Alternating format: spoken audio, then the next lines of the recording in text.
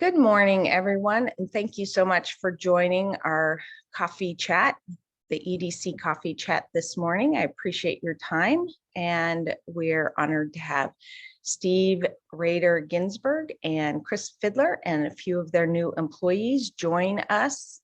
Today, he is going to be sharing with us the status and programs at the Field Arts and Events Hall, which is just going to be an absolutely transformational facility in downtown Port Angeles. Just a few housekeeping items before we get going. If you would put your computer on mute unless you want to speak, just so we don't pick up any background noise. And also, if you have any questions, we do like to keep this fairly interactive. You can do one of two things: either raise your hand and I'll call on you when there's a bit of a pause, or alternatively, you can put your question in the chat and I'll call on you to ask it. Or if you prefer I ask it, you can say, ask this question. So with that, thank you, everyone, for joining us, and I'm going to let Steve take it from here. Thanks, Steve. Great. Hi, Colleen. Thanks for the invitation. We really appreciate getting the word out on what we're doing, and this is a terrific audience. I've heard many of you and met many of you, and look forward to meeting those I don't know. So I'll introduce myself and a couple of our new staff members who just started last week. Then we'll be turning this over to Chris to split the presentation with me. So my name is Steve Raider-Ginsburg. I've been here since August 8th when I was hired as the oncoming executive director. And my background is I grew up in a town very similar to Port Angeles, but however on the East Coast. So I will just say our mountains are a little bit smaller, but in the state of New Hampshire. I lived in the county seat of a rural county and similar town. My parents were downtown retail store owners. They owned a health food store and restaurant. And so I'm very familiar with kind of the life of a downtown, of a small town that people come and visit. So what I've done professionally to prepare me for this role was 20 years of producing and presenting and touring performances. I was 15 years executive and artistic director of a theater company in Hartford, Connecticut. And for the last 5 years, I was at the University of St. Joseph in West Hartford, where we had a 400-seat theater, as well as conference and art gallery spaces, which is similar to Field Hall and what you'll find there. What I bring specifically is community-centric programming at a world-class level. So we really bring with me focus on inclusion and access for all in the community, for this to be a community accessible and community-centric programming venue. So that's just a little bit about me, and I'll talk to you more about our initiatives and what we're doing later. I want to welcome and introduce to the community, especially because Omicron is here and our office is pretty much shut down and we've been quarantining and isolating from each other until just yesterday. Jamie Coffey, if you could wave, Jamie, and let people know who you are. Jamie is our director of development, and she comes from Sarasota, Florida. So it's quite a change for Jamie. A little bit about Jamie's background, and we'll be putting more lengthy bios up on our website. But Jamie grew up and became a champion figure skater when she was very young.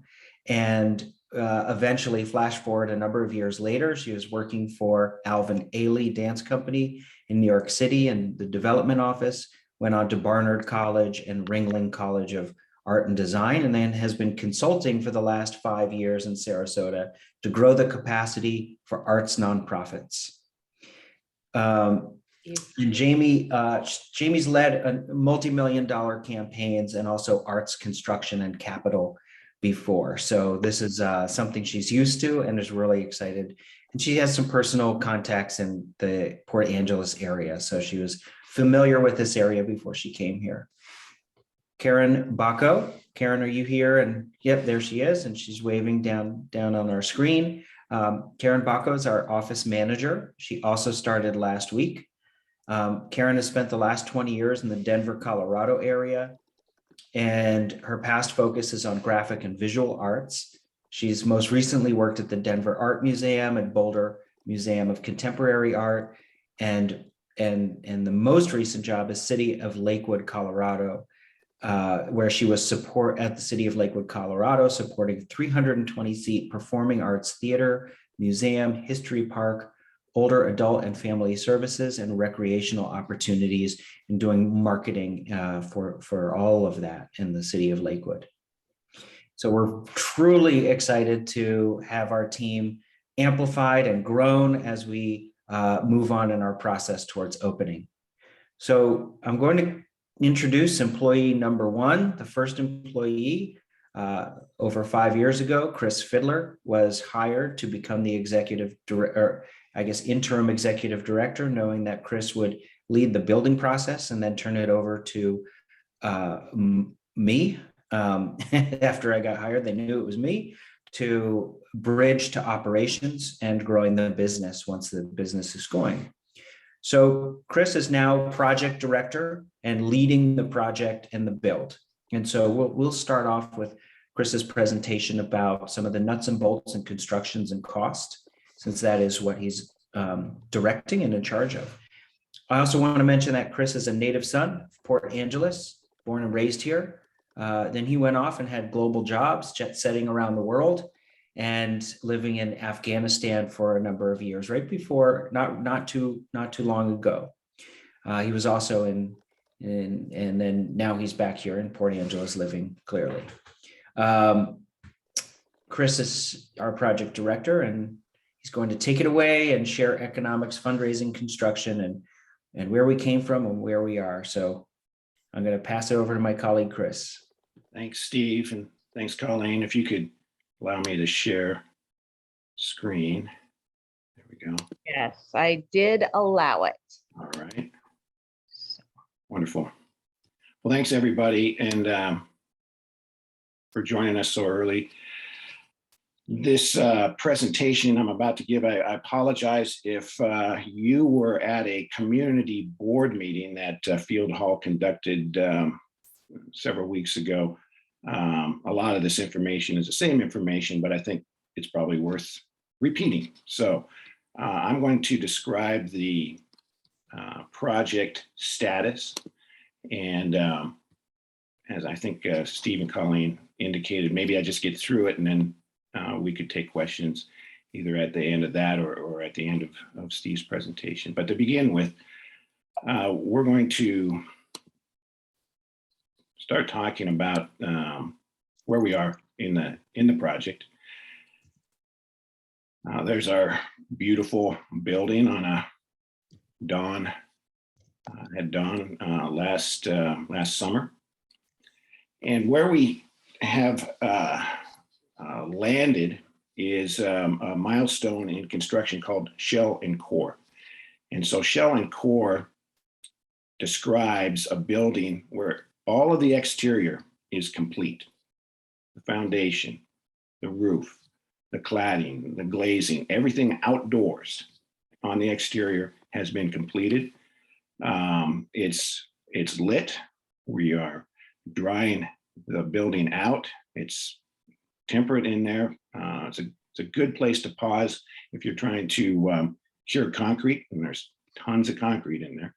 So that's where the building stands at the moment when we decided to stop construction. And I'll describe where we are in terms of 3M, and that's not Minnesota Mining and Manufacturing. It's materials, money, and the motivation behind our construction approach. So in terms of materials, just kind of take a moment to geek out on all of the inputs in this project. So it sits on 183 steel piles that were driven at a average of 42 feet deep into the till down on Pebble Beach until we hit bedrock. And I like the term when a pile is driven as far as it will go, and then they pound it 10 more times to make sure it's in. They call that the point of refusal. So 183 piles is what the building sits upon. Altogether, there's 2,700 cubic yards of concrete used in the building on both floors and in the auditorium. There's 280 tons of structural steel holding the building up. And there's 670 tons of reinforcing steel within that concrete that we've placed. And we have what I believe is the largest window on the Olympic Peninsula. I refer to that photograph I just showed you a moment ago. And it's all suspended by 65 blue laminated wood pillars, which is a really interesting and attractive way of pulling wood into the structure. I've given a number of tours of the building for architects and designers who are not really too interested in the auditorium or the conference center or anything. They want to come and see how we suspended that glazing with the glulam windows. It is a not entirely unique, but it's certainly novel way of doing it. The bottom line is that when we stopped at Shell and Core late last spring, everything that we would have been worried about in terms of price sensitivity, concrete, steel, glulam, and the like, all of that has been installed. So we avoided this price escalation that a lot of projects have been challenged with lately. In terms of money, of course, this is a $50 million project. It's the largest, most expensive community-based nonprofit project of its kind on the North Olympic Peninsula. And I want to repeat that. This is not a city project. This is not a county project. This is not a port project. This is a community-based project of people who have contributed to building a performing arts and conference center down on the waterfront. At the time we broke ground in October of 2019, we'd raised 60% of the money we needed to complete the building. Our fundraising was really strong at that point. Our contractor said, you know, we're so impressed with what you've accomplished to date. We think we should get started. It's a good way of mitigating increases in cost. And so we began the project at 60% raised, figured that we would be able to continue raising money at the pace we were and be able to complete the building on time. Well, at the point we got to Shell and Core, we had raised 75% of the money. Of course, there was a big dip. Everybody in the nonprofit sector was suffering because of the vagaries of what was going on economically with fundraising and the like. And so we chose to stop at a logical point, make sure that everybody was paid. So all the contractor, all the subs, architects, consultants, were whole. We still had money in the bank, but this was a good place to stop and take an assessment of where we were and what we needed to do on the fundraising side to finish the building. Excuse me. So to date, we've raised 87%. So we're essentially $6.5 million away from calling the contractor back to the site and finishing the work. I also want to point out to you that as we raised this money, we had engaged, or excuse me, we hadn't engaged, but we had been advised by several fundraising consultants that it would take between 10 and 15% of what we raised to just pay for the capital campaign. And we were kind of astonished by that number. And so we chose to not engage those particular consultants and really try to raise the money ourselves. So we have reached this point and spent less than 1% of the money raised on the cost of raising those funds. So I think it's important to note. We've also spent less than 2% just on the operations. We have an office, many of you know, right across the street from the building. And it's been a lean operation. And we have been very careful about what we've spent our money on in order to raise the funds and build the building. But those two numbers, I think, are important indications of the stewardship that we are following in building this building. Money that's contributed to Field Hall is going directly into the construction of that building. And that's all been certified by 5 clean financial audits. And I want to thank Jean Martin and Judy Jones, who are on this call. Jean is our treasurer and head of our finance committee, and Judy's our bookkeeper. And between us all, we've been very pleased with how orderly and strong those audits are. They've found no material weaknesses or any challenges in those surveys. The motivation then is something I also wanted to talk with you about. Value versus cost. Again, we're not a municipality, we're not the state, we're not the county, we're not the port. This gives us an ability to look at a project a little bit differently than those entities are compelled to. So instead of the lowest cost, the board took a position where they want to build a building for this community that's going to last centuries and needs to have the highest value at the end of the day. Typically in your public facilities, you're compelled to use a design, bid, build approach to construction, meaning you hire an architect, they put together a drawing set, you put the drawing set out to bid, you give contractors 60 or 90 days to come up with a number, and then you take the lowest cost to build the building. And often there's probably disconnects between the drawing set and what the contractor bids on. And if there's a problem, well, it gets made up in costly change orders and extensions to your build schedule. Our board took a different tact. We went with what's referred to as a design build approach.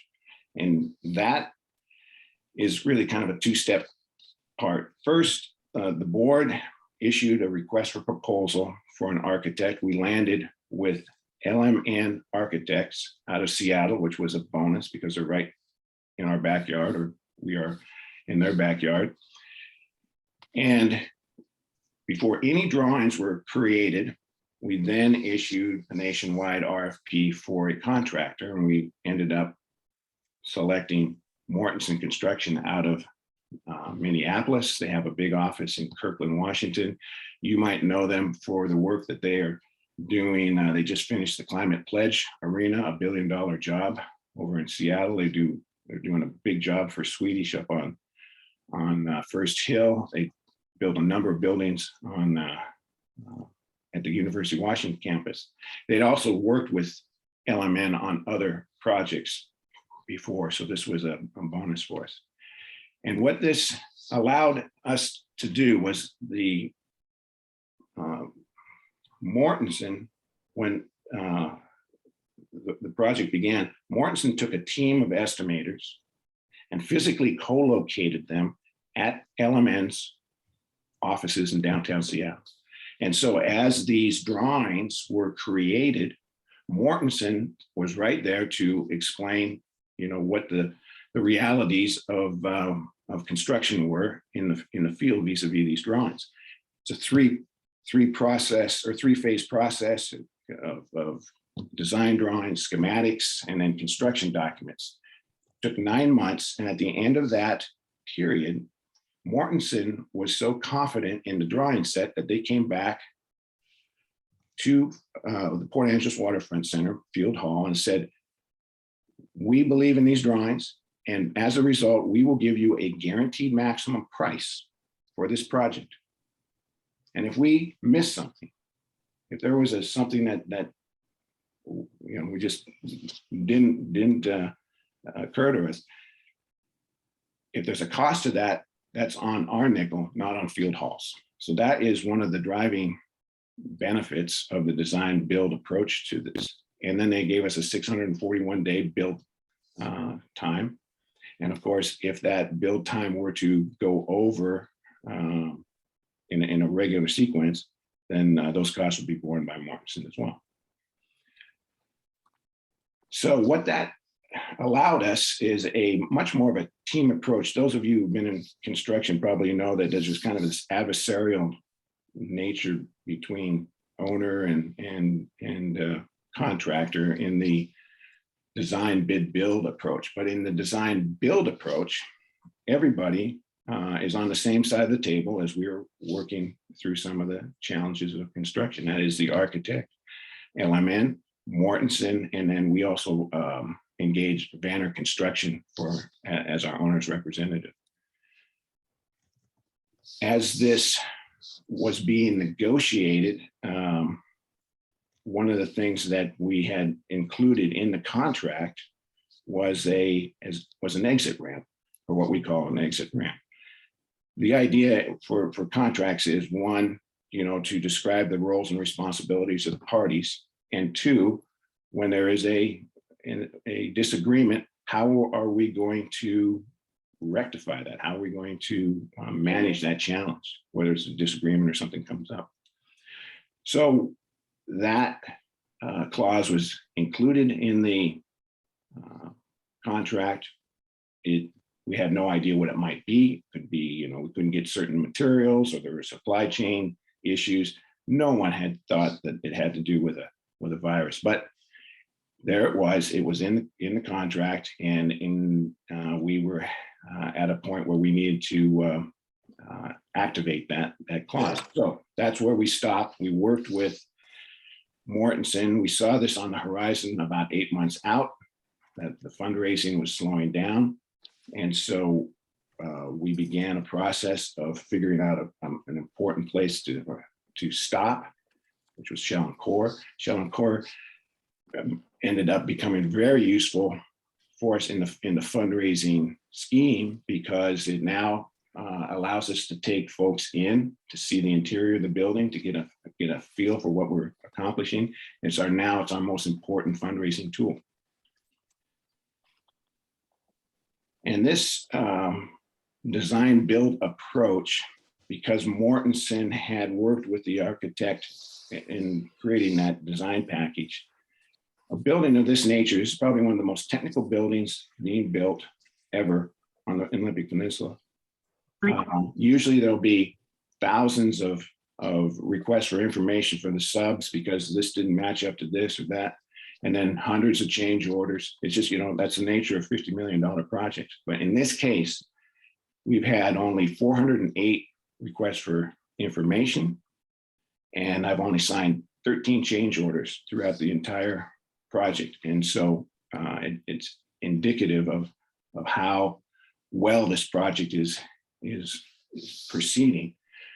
We also, of course, have to carry a certain amount of money in our budget for contingencies. Again, you never know what's going to happen. We've only had to spend to date 21% of the contingencies that we allocated, meaning that, and most of those had to do with the site prep and concerns we had, what was underneath the soil when we started. All of those are behind us now, and so we have quite a bit of contingency that we don't intend to or expect to have to spend at the end of the project. Our contract also emphasized local inputs. So that we asked Mortensen to give priority to local companies on this project. So all that concrete that I mentioned earlier was poured and placed by Angeles Concrete. All of the electrical done by Olympic Electric. The site prep was done by Jamestown Excavating, on and on and on. So Mortensen's done a tremendous job in doing outreach to local subs and then including them in the construction of this project. Then we also included an incentive in the contract to say, you know, as we move forward, we may be able to find some savings here or there. And in those cases that we choose to take those savings, Mortensen would receive 30 cents on the dollar, and we would keep 70% of that savings. It allowed us to end up at shell and core $422,000 under budget just through that value analysis or value engineering process. Again, $11.3 million in hard construction costs went to companies located in Clown County in North Olympic Peninsula. And over 19.8, the remainder has gone to companies in Western Washington. So the money's spent, the money's contributed and spent on this project have all remained local. And another thing that's really, really important to all of us is that we haven't had a single injury on the project since we've begun. And that is a testament to the safety, attention to safety that Mortensen and everybody on the project has made. So there's the building again on a beautiful, must be a spring day because there's still some snow in the mountains in the background. The takeaways, stuff that you can share with the kids tonight at dinner is that the building is 65% complete as it stands right now. We're $422,000 under budget at shell and core. 87% of the money has been raised, so we're within sight of the goal line here. Our fundraising, by the way, is really, really taken off. And once we call the contractor back, there's 8 months of construction left, 6 months worth of actual interior work, and then about 2 months of commissioning to train and use all the equipment that's involved in the building. So that is where we are with the building. I'll turn it back over to Steve, and he can explain how he and the rest of the team will be operating and programming it once we complete construction.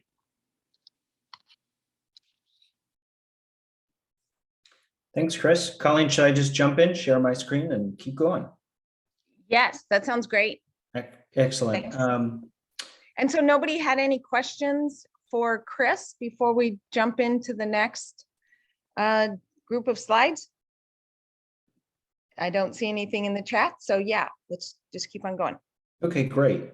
So what I'm going to do is just a quick overview and talk through some of the usage of the space.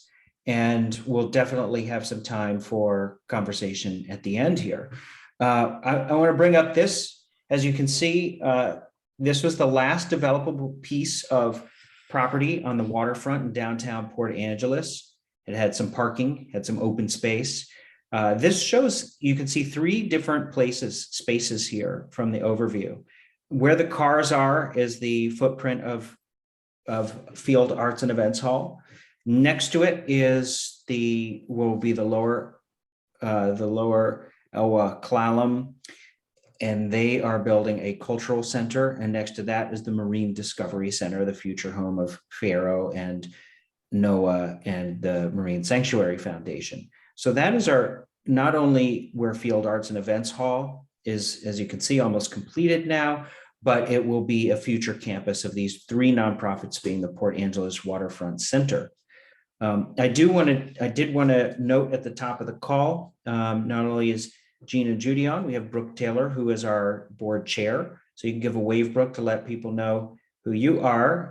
And Brooke and Jean and been on this and giving thousands of hours of their time. And our board of directors, I just want to say, has been a tremendous group of volunteers since before this piece of property was found and assigned for this space, and the gift of Dorothy Field, who was also on the board. So this is a little closer up of where Field Hall is. And then this is the aerial view. So you can see where Railroad Street curves on the left of the photo, and then Front Street runs parallel to the site. This is how the buildings will look once the site is done from the aerial view. And I want you to take, I have it at this orientation because at the bottom, and I'll walk through this. Hopefully, I don't know if you can see my cursor. Can people see where I'm pointing? I don't think so. Yep. You can. Yes. Okay, great. So here on this side, this is front. Railroad is down here, and this is what has been built. So when you enter here into our box office and the lobby, you go left and use the plenty of restrooms over here on the first floor. This is some box office staff space, administrative space in the back. But you come into the lobby, this is the heart and soul. We have 350 seats in the ground floor here with an orchestra pit and a stage. If you continue going down the lobby, we have a grand staircase. We have a coffee shop over here on the northeastern side of the building, looking out over the port and the Strait and the Olympic Discovery Trail. There's another entrance on that side of the building. We have a visual arts gallery here. So all of this public space, this is a thoroughfare that people can walk through, grab your coffee. We'll put some seats out here and in the coffee shop. The gallery will be open for a number of generous hours. And just as Chris was making the point that we have focused on local subs, we are putting a lot of emphasis on the business activities that happen in the field hall, from the coffee shop to the arts gallery to the performances. Will have economic impact for area artists and artisans, so that we will be featuring artists from the North Olympic Peninsula as a retail gallery. You can see in the back where dressing rooms are and other mechanical spaces and storage. This is the second floor. Let me try and make this a little bigger here. Here's the second floor, also same orientation. On this side, we have Front Street and we have Railroad over here. So, or this is actually Oak and then turns into Railroad, so Oak Street. But this is the second floor. If you come up the steps or take the elevator over here, we have the 150 seat balcony. We have another generous amount of restrooms, 8 stalls upstairs and downstairs for women. And then we have men in a family gender neutral restroom. We have a founder's room, which is this beautiful view into the park, and with glass walls that look all the way down the hallway at this where you can see the Strait out the other side. This is the conference space. So this conference space is rated for 400 seated, 300 for dining. So 2 enclosed meeting spaces, 1 open air meeting space that is doubles as the open lobby. And we have our prep kitchen in the back, which all of our vendors are going to be local vendors that people have choices of for getting their food prepared and bringing it in. So of course, this is the artist rendering of the space as what we had hoped it looked like. And this is what our intention was. And this is the building in progress. So we have a welder here in process of this very raw, industrialized looking space that is coming closer and closer to a finished space that will feel much more welcoming than it does with a welder standing there with a torch or sitting there with a torch. This is the current state of shell and core. And this is what our artist rendering is. And you can see how what Chris said, we are 65% there. We have this to finish and open this up. This is what the theater looked like in process of creating it, getting it ready for shallow core. You can see the concrete is still wet, rebar is everywhere, and this is it today. So the concrete is dried, much more finished, and this is the visual of 65% complete.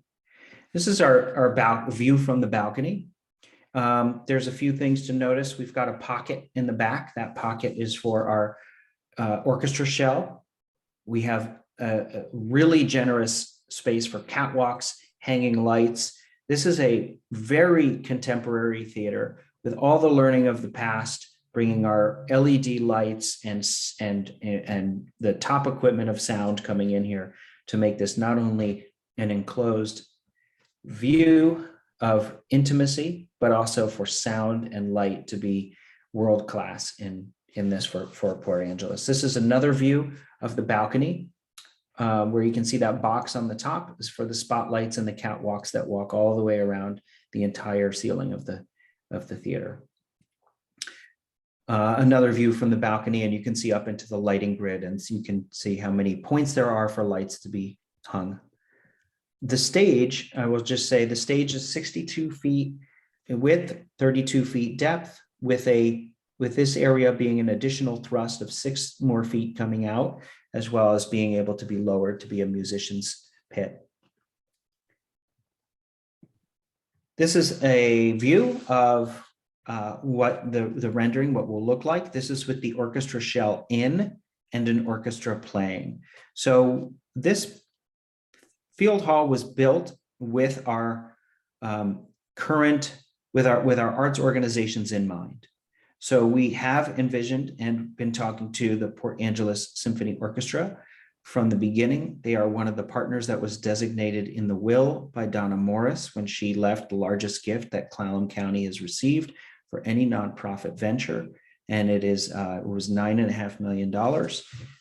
You can see that, that's quite shy of the 50 million it's costing to build what we feel the city does need to make this successful business-wise and for the business, all the needs for our city as well.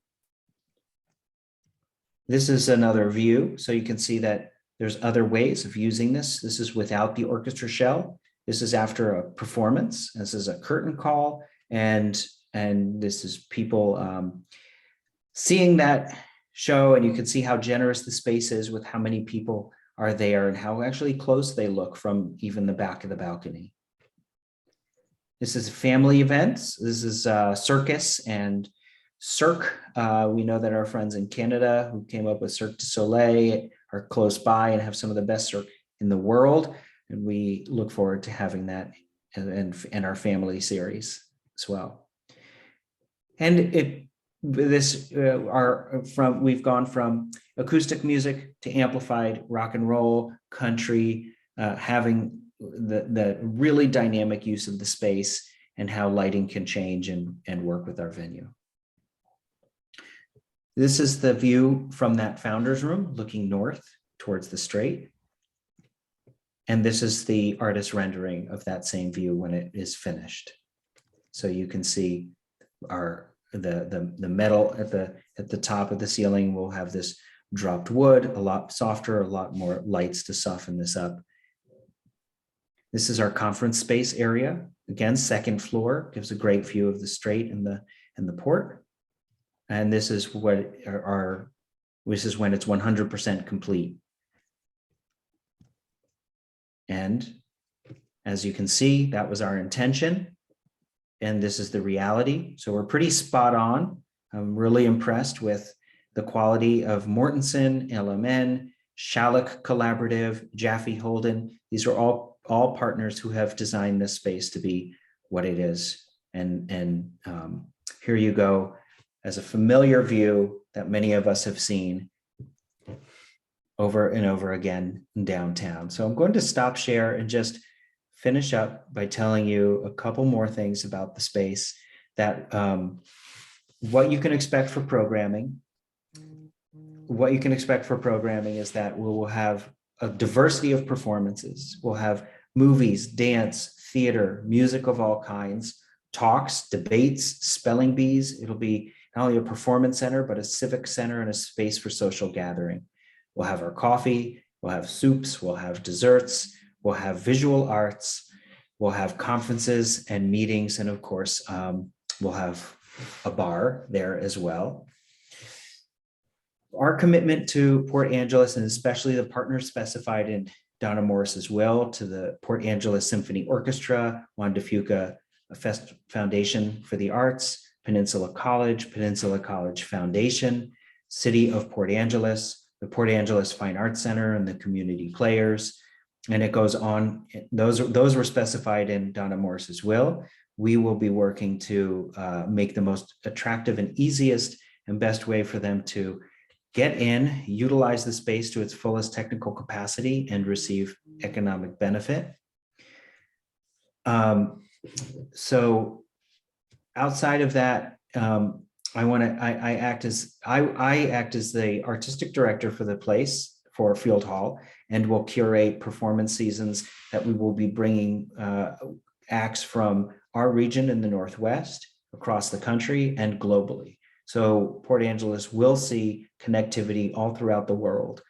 Even yesterday, I was talking to the cultural embassy from Taipei and looking at the Pacific Rim as a place that might be attractive for us to pull people, being that we are located in the Northwest.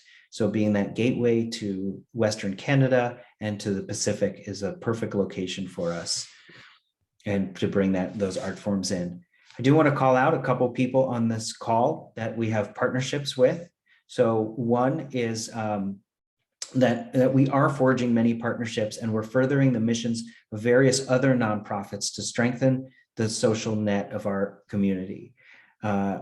Rebecca Miller's on the call, and Rebecca and I from Peninsula Behavioral Health have been talking about bringing in pieces that focus on, hi Rebecca, that focus on resiliency for mental health and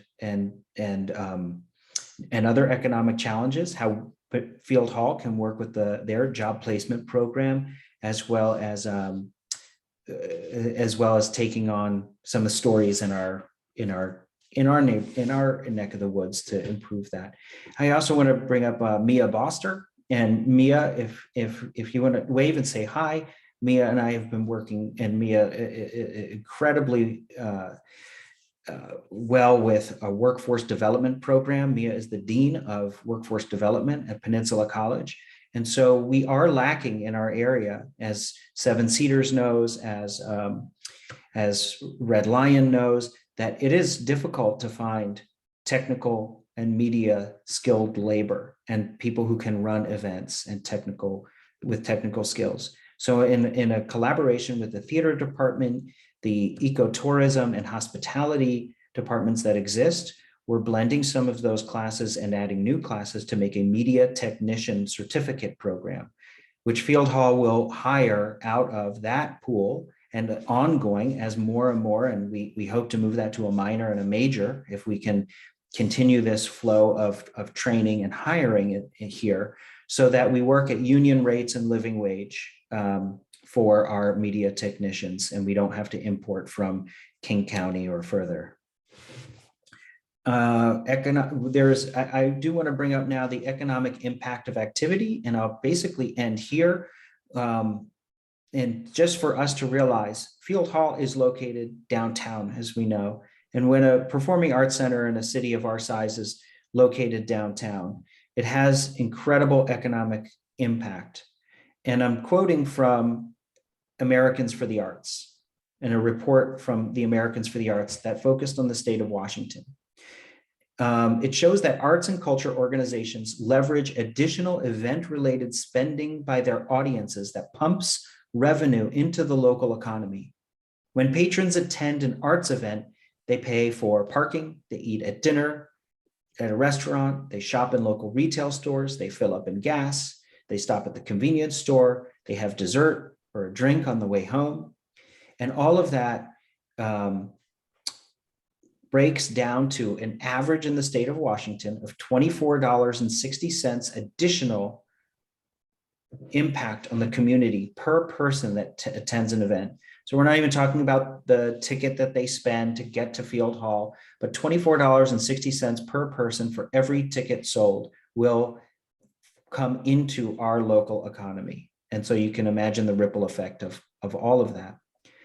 Communities that draw cultural tourists experience an additional boost of economic activity. So that $24.60 is just talking about those who live in Clallam County or Jefferson County who drive here and drive home.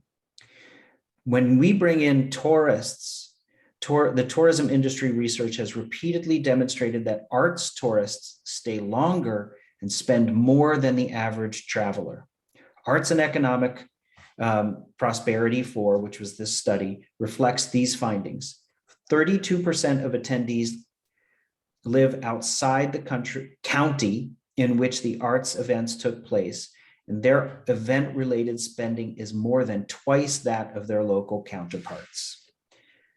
So I think that's an important vision for Field Hall as we're building this center, that it is a sustainable model that will improve and elevate how much revenue and how much we can capture of the 3.5 million tourists that come through our town a year. So that's where I wanted to end and turn it over to questions and discussion for the last 10 minutes that we've got. Great. Thank you so much for doing this. We really appreciate it, Steve. I know I have a couple questions, and while you were speaking, I was excited that Chris agreed that he would help present on some procurement workshop classes that the EDC is hosting in partnership with the state's Procurement Technical Assistance Center and also the federal Washington State Department of Transportation program for small businesses. And so that those workshops are happening at the end of this month, starting on the 17th. And the information about them was listed in our latest newsletter, and they're free courses. And if businesses sign up, they can get a free the first 10 get a free membership to North Peninsula Building Association. I think that's a $450 value. But we really want to try to help keep the funds from our community staying in our community as much as possible. So having Chris talk about what the subcontracts will be and what those requirements are will really, I think, go a long way towards that. So thank you very much for being willing to be a part of this. So I see Patricia has a comment or a question. Patricia, do you want to speak? Sure, it's just a comment. Every year, District 5020, which is 80 to 90 clubs of Rotary on Vancouver Island and most of this part of Washington, meet in Victoria or Tacoma or whatever.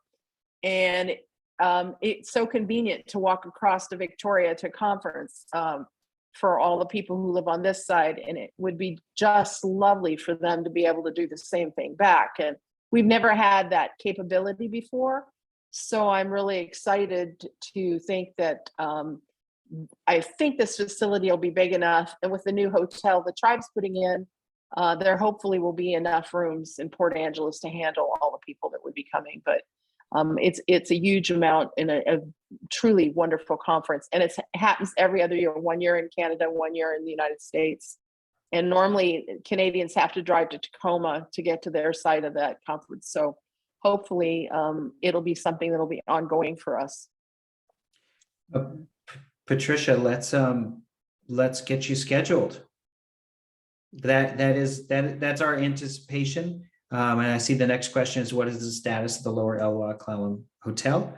There was a front page article in the PDN yesterday that discussed them taking a big step forward in terms of zoning and permits and being able to take the next step. So they are moving forward. We truly anticipate, and we've been working in partnership with the tribe so that our conference center is the perfect complement to what they're building with the hotel. They have agreed and we're very willing to cut all the conference centers and meeting spaces out of the hotel to put more rooms in so that they will end up with approximately 100 rooms, and we have the capacity for a max of 400 people in our conference center. So that is terrific news. We're really looking forward to it. I've been frustrated over the years as I see entities like the Washington Public Ports Authority or the Washington Economic Development Association, or all sorts of different groups hold these events, and that we never had an appropriate space in our county to host those kind of things. So believe me, I am going to be one of your biggest sales reps, I think, getting some Great. conferences to locate in Port Angeles. Great. We'll talk about commission later, Colleen. No, don't, it's part of my job, right? At Right. the Column EDC, that's what we do. So, Well, I can Darlene, address a couple ahead. of the other questions in the chat. Great, please do. Anticipating implementing COVID restrictions. So two things with that. Well, there are multiple things. It could be a longer answer, but one is we are, the plans is to install a 5 to 7 camera system within the theater so that we can live stream out. So that will be, we can create a outward high quality, high audio experience for those who are not coming to the theater, or if we have, so we don't necessarily have to cancel shows, that we can still have artists in. If for any reason there has to be a shutdown, we can still continue with the show and turn that into a virtual experience. We do think that we're anticipating opening 14 to 16 months from now, that we will open the doors and all this occupancy will be ready and everybody will be able to come in, and that this pandemic will be mitigated at that point. And if not, there are certainly ways through spacing, just like the symphony is doing now. Everybody is vaccinated, there's distance between pods. So, and then we can add on the virtual experience on top of that. The next question is, does your theater hold 600? It does not. It holds 500, 350 on the lower level, 150 on the upper level. Colleen says, do you know what the charges will be per day to hold a conference at Field Hall? Colleen, I'll say that we're getting closer to that time in terms of knowing what the cost of operations are. Some of that has to do with making those decisions when we bring in the director of events and event facilities, so we're not stealing that person's or handcuffing that person as they come in. But we are so focused, so laser focused since I've started on August 8th to finishing the capital campaign to get the building built. At that point, when we make the call, I'll still have 8 months before opening, where we'll be going very, very, very, very thoroughly and deeply into our financial forecasting and expense org chart. All of that will kick into the next year. So almost 100% of my time has been finishing the building. So as the mantra is at the company, no building, no program. So the focus with our small staff now is just on building, but that is forthcoming, and we do have that estimated right now. I just don't want to publicly say what that is because it's likely to change. But we do know and have models for that. I want to leave the bird strike proof glass to Chris. And the last, I do want to plug in here that we are in a very good position financially, as Chris laid out, but we are at the point right now where the grassroots support is coming in to top us off and really close that gap.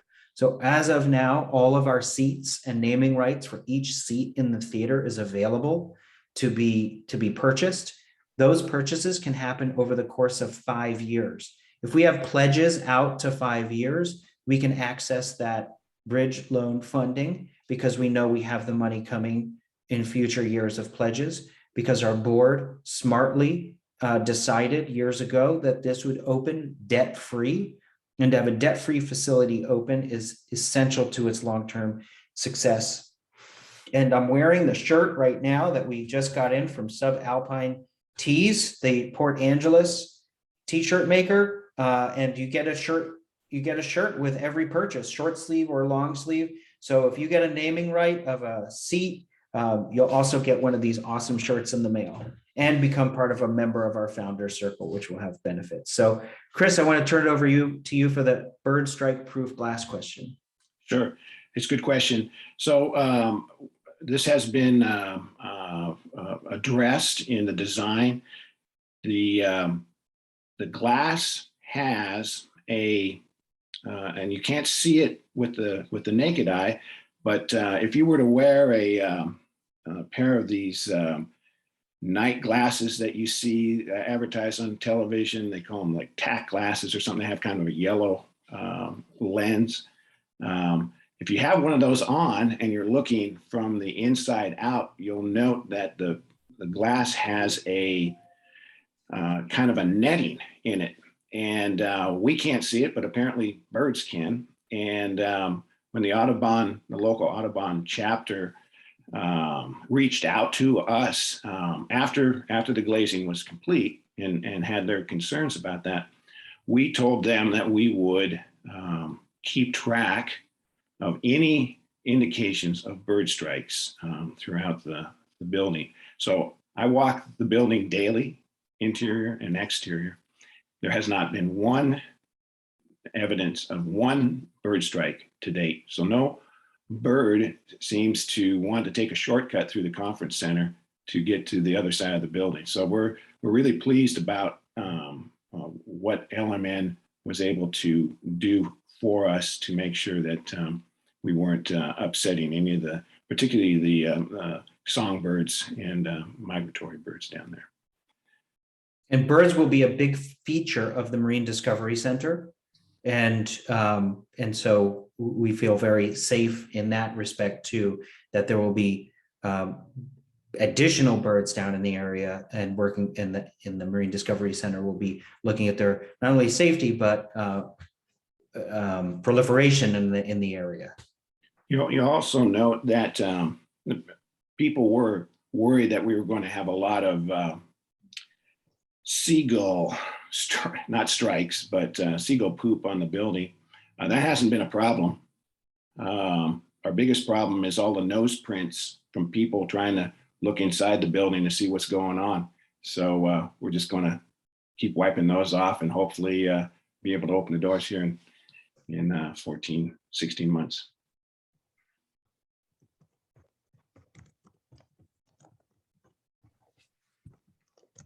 All right. Well, with that, here we are at 9:02. So if you don't have any last words, I just would like to say how exciting this structure and facility will be. It's beautiful. Can't wait till it's completed and we can use it as an amazing tool for our local quality of life, but also to improve our economy. I think it's going to be a beacon that will, help improve not just downtown Port Angeles, but the North Olympic Peninsula. So thank you for all you do and the vision of making this happen for our larger community. And again, thank you for joining everyone, and let's get to it. Thanks. Thanks for having us, Colleen. Thanks, Colleen.